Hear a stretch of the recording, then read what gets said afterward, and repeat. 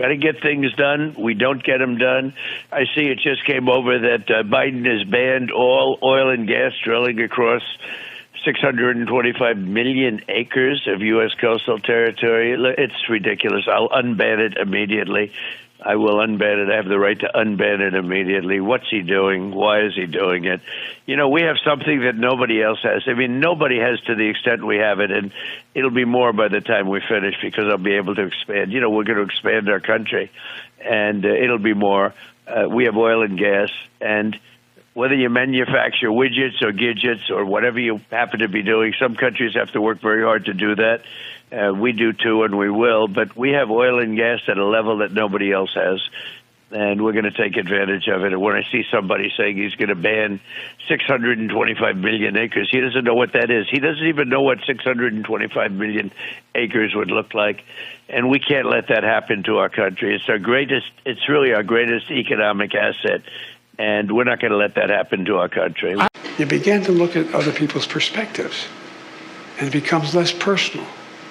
It's not you're a bad person. The end result of it all is we lost that.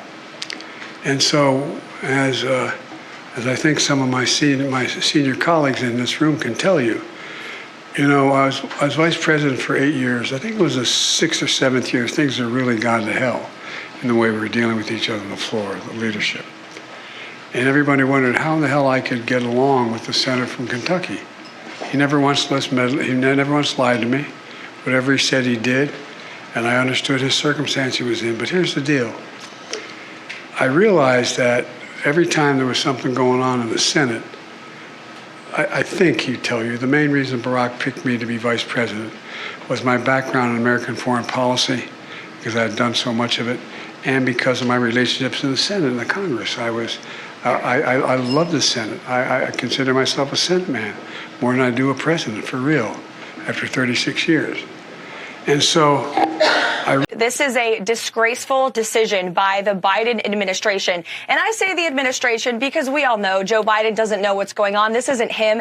This is the radical left environmental extremists in his administration who don't care about what's in the best interest of the American people who just reelected President Trump with a resounding mandate to drill, baby, drill. This decision, the intent behind it is to exact political revenge on the American people and on President Trump to try to slow down his administration and make it harder to implement the agenda that he campaigned on. But the good news is President Trump is going to get to work to day one. His administration will look at how we can rescind this radical order and expedite permits for drilling and for fracking to bring down the cost of living and energy in this country. That's what he campaigned on, and the American people can expect President Trump to deliver on that promise. He will not be deterred.